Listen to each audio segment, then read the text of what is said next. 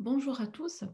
Nous allons voir lors de cette capsule vidéo le calcul d'une nouvelle fonction qui permettra de caractériser la loi d'une variable aléatoire réelle, mais ici d'une façon plus ou moins intéressante que la fonction de répartition ou bien que la fonction génératrice d'une variable aléatoire discrète. Elle est contrairement, par exemple, à la fonction génératrice, la fonction caractéristique s'applique à toute variable aléatoire réelle.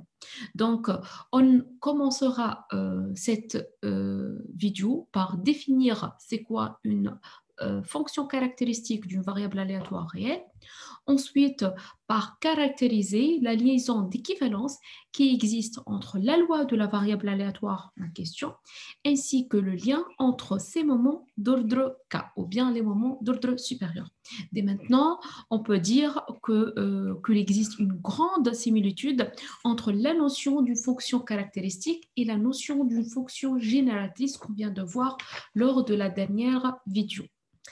Donc, si on prend une variable aléatoire réelle quelconque, c'est-à-dire une variable aléatoire discrète ou bien contenue, alors la fonction caractéristique est définie comme étant l'espérance de la variable aléatoire exponentielle ITX. On voit ici qu'il s'agit d'une fonction de la variable aléatoire grand X, c'est la fonction exponentielle ITX. Du coup, cette nouvelle variable aléatoire est une variable aléatoire complexe. Donc, à ce niveau, une grande nouveauté au niveau d'usage de fonctions, que cette fonction-là, la fonction caractéristique, est une fonction comprend de réel à valeur densée, l'ensemble des complexes.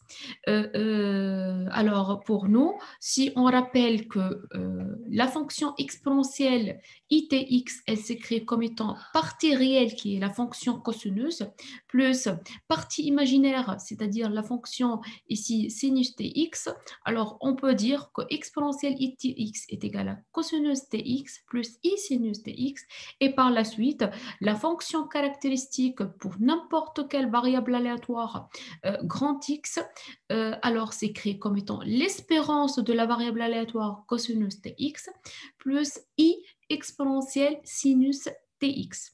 En pratique, maintenant, suivant les deux versions de variables aléatoires, c'est-à-dire discrète et contenue, cette formule ou bien cette expression-là, elle est différente. Alors, pour une variable aléatoire discrète, la fonction caractéristique, elle s'écrit comme étant la somme sur l'ensemble de tous les résultats possibles de la variable aléatoire x, exponentielle ITK, probabilité que x est égal à k.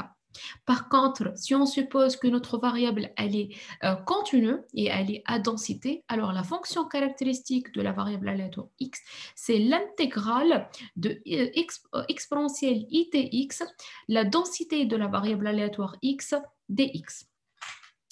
Une remarque assez importante à ce niveau-là, que cette fonction phi de x, elle est bien définie et elle existe.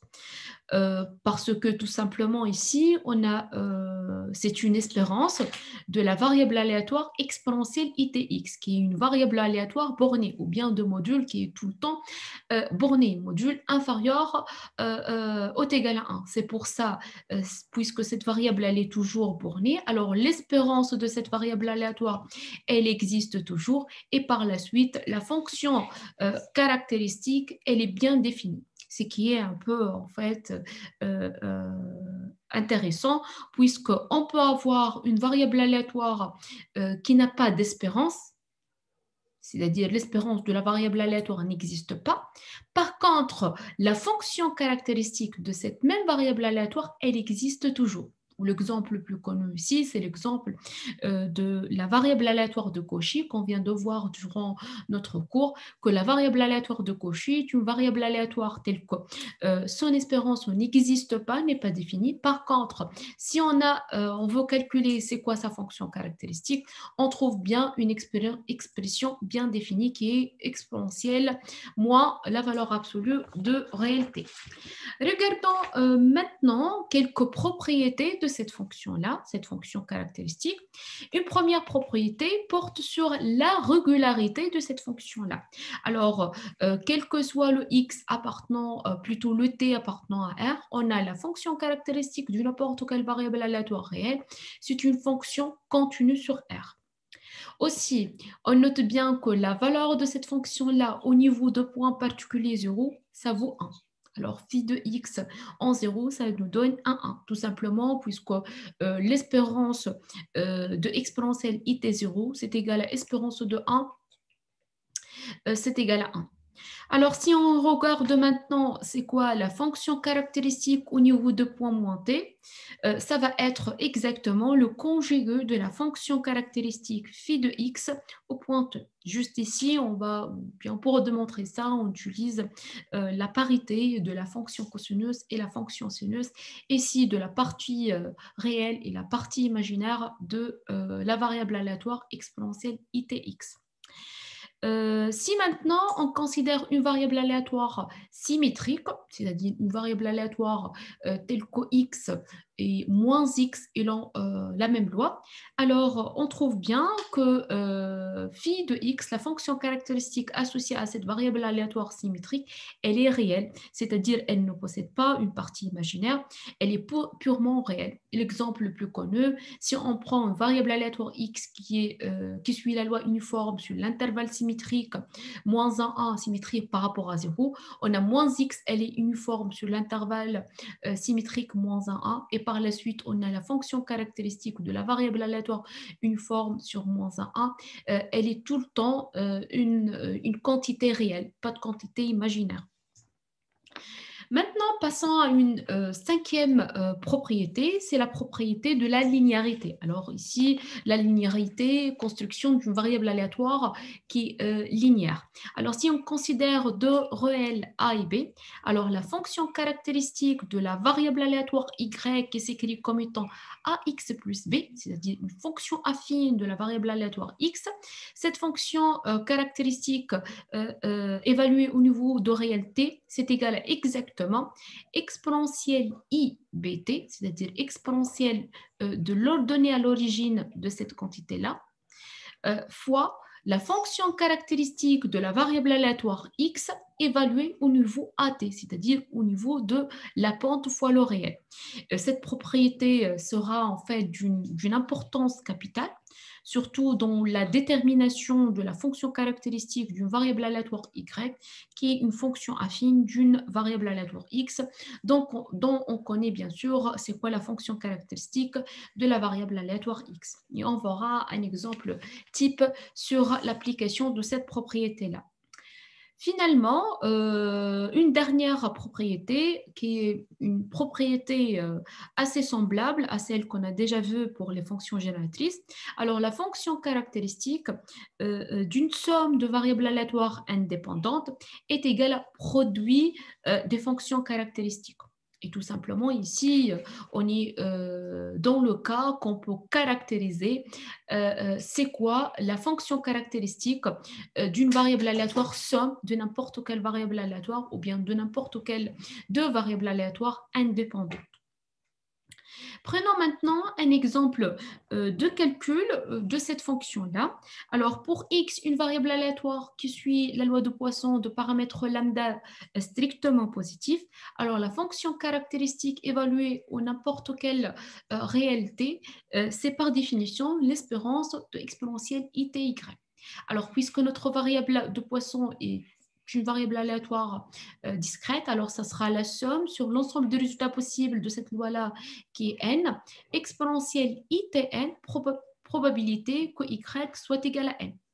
Alors, la loi de Poisson est égale à probabilité de y est égale à n, c'est égal à le paramètre lambda à la puissance n sur factoriel n fois exponentielle moins lambda, qui est une constante qu'on peut la mettre en dehors de la somme. Bien évidemment, on n'oublie pas exponentielle itn. Alors, on voit ici qu'on peut mettre, qu'on a de cette partie-là et cette partie-là une puissance n. Alors, on peut écrire, c'est exponentielle moins lambda, c'est la constante. La sommation sur toutes les entiers allant de 0 jusqu'au plus l'infini. Lambda exponentielle it, le tout à la puissance n, divisé par n factoriel. À ce niveau-là, on voit qu'il s'agit bien d'une série exponentielle. Du coup, cette quantité-là, toute cette somme-là, c'est égal exponentielle au niveau de point lambda exponentielle it. Avec la constante exponentielle moins lambda, ça va me donner cette quantité-là. Et bien évidemment, si on met un lambda en facteur, ça va me donner directement exponentielle lambda, facteur exponentielle it, moins 1. Du tout, ici, on a le moins 1. Une petite remarque à ce niveau-là. On peut dire que la fonction caractéristique de la variable aléatoire de Poisson, ici, elle est égale exactement la fonction génératrice de la variable aléatoire de Poisson évaluée au point z qui est égale à exponentielle it. On rappelle bien que la fonction génératrice de la loi de Poisson, c'est égal à exponentielle lambda facteur de z moins 1. Ici, le z pour nous, c'est égal à exponentielle it. On passe maintenant à calculer la fonction caractéristique pour une loi qui est contenue, en prenant l'exemple d'une loi qui est la loi uniforme sur l'intervalle AB. Bien évidemment, ici, le A elle est strictement inférieur à B pour avoir un intervalle.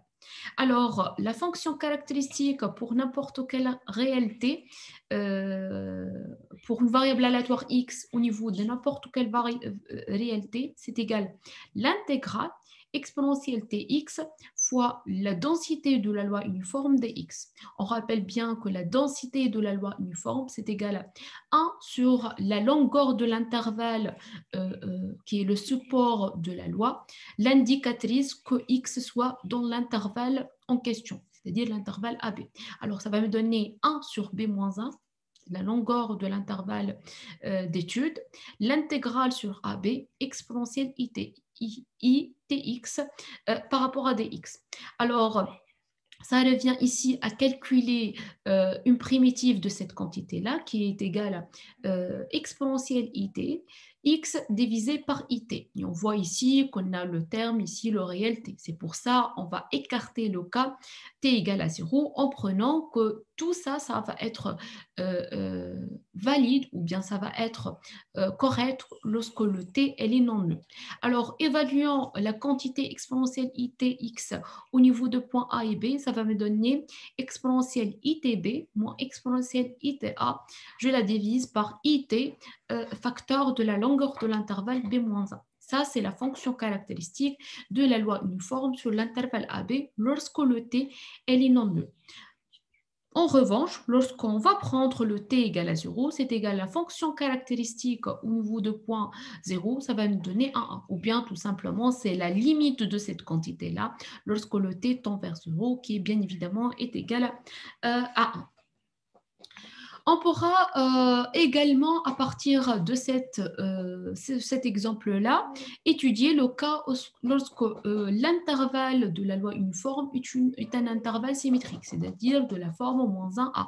Alors pour nous, la fonction caractéristique qu'on a trouvée ici avec le b borne sup et le a borne 1, ça devient avec le moins 1 borne 1, le a borne sup. Du coup, on va trouver que la fonction caractéristique de la variable aléatoire x, qui est une variable aléatoire uniforme sur l'intervalle moins 1, est égale à exponentielle ta moins exponentielle moins ita divisé par i 2at pour le t, elle est non nulle, est égal à bien évidemment le 1 lorsque le t est égal à 0.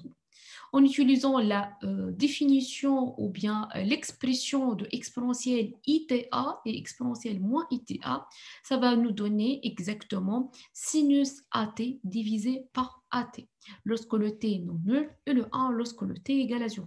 Et bien évidemment, je reprends ce que je viens de dire au début de cette vidéo-là, que puisque le x ici, c'est une variable aléatoire symétrique. Alors, on voit bien que sa fonction caractéristique est bien une quantité réelle, pas de quantité imaginaire ici. Passons maintenant à voir un résultat très important, mais en même temps, c'est un résultat qui est très délicat à démontrer. C'est pour ça qu'on va l'admettre. Alors, c'est la fonction caractéristique d'une normale centrée réduite.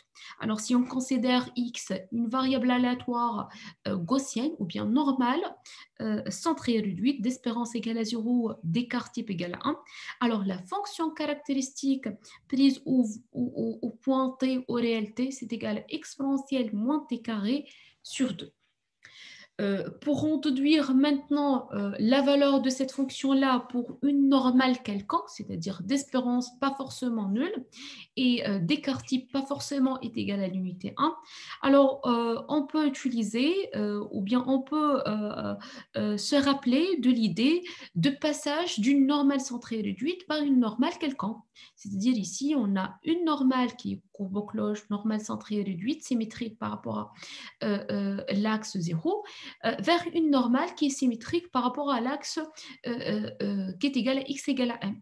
Alors ça va donner, si z est une normale n0, 1, alors le x qui s'écrit comme étant l'écart type sigma z plus m, cette quantité-là, cette nouvelle variable aléatoire, et forcément, elle suit une loi normale d'espérance m, d'espérance cette quantité-là, et de variance qui est égale à sigma carré, ou bien d'écart type est égal à sigma. Alors, à ce niveau-là, on détecte que la forme ici de notre nouvelle variable x qui est normale quelconque, il a la forme d'une fonction affine de la variable aléatoire z normale, de la forme a z plus b. Alors, en se basant maintenant sur la cinquième propriété de la fonction caractéristique et en prenant le a est égal à sigma, b est égal à m, alors on obtient que la fonction caractéristique pour n'importe quelle variable aléatoire normale quelconque d'espérance m de variance sigma carré, c'est égal exponentielle itm fois exponentielle moins t carré sigma carré sur 2. Alors, d'une façon générale, on peut voir ici que la variance, ici, la variance de notre variable aléatoire normale, ça contribue à avoir la quantité réelle. Et par contre, l'espérance ici, l'espérance de la variable aléatoire normale, ça contribue à avoir la quantité imaginaire de la fonction caractéristique. D'une façon générale, voici la table de fonctions caractéristiques pour le loi usuel le plus utilisé, que ce soit les variables aléatoires discrètes ou bien les variables aléatoires continues. Et bien évidemment, ici, le calcul il est assez simple, sauf dans le cas normal, comme on a déjà indiqué précédemment. Maintenant, on va s'intéresser à caractériser la loi de la variable aléatoire à partir de la donnée de sa fonction caractéristique. C'est-à-dire ici, on va montrer que la connaissance de la fonction caractéristique d'une variable aléatoire, quoi que ce soit réelle ou bien, quoi que ce soit continue ou bien discrète, permet d'avoir une connaissance sur la loi. Ceci par la formule suivante. Alors, lorsque x est une variable aléatoire continue, on va prendre ici, on va montrer ça pour le cas continu, c'est-à-dire une variable aléatoire plus précisément à densité. Si on connaît sa fonction caractéristique phi indice x, bien évidemment aussi on va prendre ou bien on va supposer que cette fonction caractéristique elle est bien intégrable, c'est-à-dire l'intégrale de cette fonction-là par rapport à dt, c'est une intégrale qui est finie. Alors la densité de notre variable aléatoire x, c'est égal à ici à 1 sur 2pi, l'intégrale sur r exponentielle moins itx, la fonction caractéristique de la variable aléatoire x dt. Alors avec cela, on voit, en connaissant la fonction caractéristique, on peut directement caractériser la densité de la variable aléatoire x. Un exemple en fait assez détaillé qu'on pourra voir, c'est l'exemple qui est illustré dans notre cours. Lorsque x est une variable aléatoire de Cauchy, on a déjà précisé que sa fonction caractéristique est égale à exponentielle moins t, quel que soit le t en réel. Alors, on a déjà déduit plutôt que sa densité est bien la densité de Cauchy. Ceci aussi, à partir de cette formule-là, ceci nous permet de dire que deux variables aléatoires qui ont la même loi, alors ils auront forcément la même fonction caractéristique et vice-versa. Si on considère deux variables aléatoires qui ont deux fonctions caractéristiques qui sont égales, alors ces deux variables aléatoires, ils ont forcément la même loi. Nous allons maintenant voir une deuxième caractérisation, c'est la caractérisation de l'espérance de la variable aléatoire à travers la donnée de sa fonction caractéristique. Alors, prenons l'expression de la fonction caractéristique qui est définie par une, comme on a déjà dit, c'est l'espérance de exponentielle itx. Une première dérivation de cette fonction-là, bien évidemment, puisque c'est une fonction qui dépend de t, c'est une dérivation par rapport à t. Ça va me donner espérance de ix, le nombre complexe ix fois exponentielle itx. Et bien évidemment, ici, la dérivation, elle est autorisée, quoi que ce soit sous signe somme ou bien sous signe intégral. Alors, cette quantité-là, si on veut trouver sa valeur au niveau de point t égale à 0, ça va nous donner que la dérivée première de la fonction caractéristique au niveau de point 0, ça va nous donner exactement exponentielle ix. Alors, par la suite, l'espérance, ici, elle apparaît, est égale exactement moins i, dérivée première de la fonction caractéristique au niveau de point 0. On peut aussi de la même manière passer à calculer c'est quoi la variance. Alors ici, on dérive la fonction caractéristique de notre variable aléatoire, une première dérivation et une deuxième dérivation qui va donner cette quantité-là.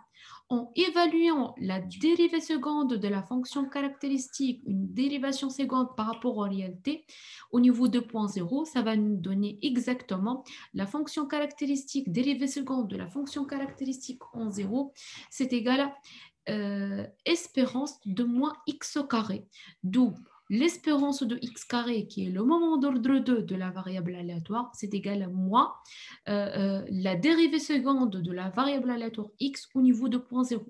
D'où directement, on peut dire que la variance de la variable aléatoire x, qui est définie, on sait tous, qui est égale moment d'ordre 2, moins l'espérance au carré, c'est égal à moins la dérivée seconde de la variable aléatoire de la fonction caractéristique de la variable aléatoire x au niveau de point 0, plus, comme on a déjà dit, l'espérance de x au carré qui est égale à la fonction caractéristique de la dérivée de la fonction caractéristique de x au point 0, le tout au carré.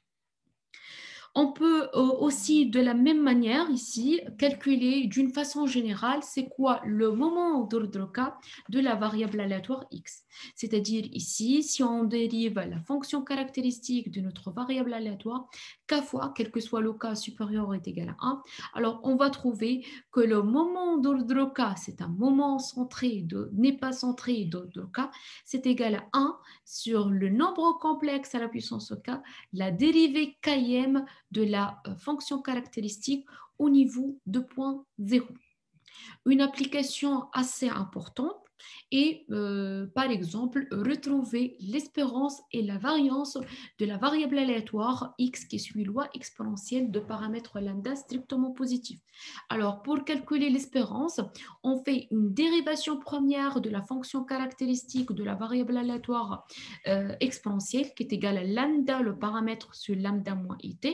Alors, on évalue cette dérivée première au niveau de point t égale à 0. Alors, on trouve que l'espérance de la variable aléatoire x qui est égale à moins i, la dérivée première au niveau de point 0, on trouve 1 sur le paramètre lambda. 1 sur lambda. Et de même, pour calculer la variance, en appliquant la formule qu'on vient d'énoncer pour la variance, alors c'est égal à moins la dérivée seconde de la fonction caractéristique de la variable aléatoire x exponentielle, plus la dérivée première de la fonction caractéristique au niveau de 0 au carré. Ça va donner pour la première quantité, c'est 2 sur alpha carré, moins 1 sur alpha carré. Total, ça va nous donner 1 sur alpha carré. Et voilà, je termine cette vidéo. Merci beaucoup pour votre attention.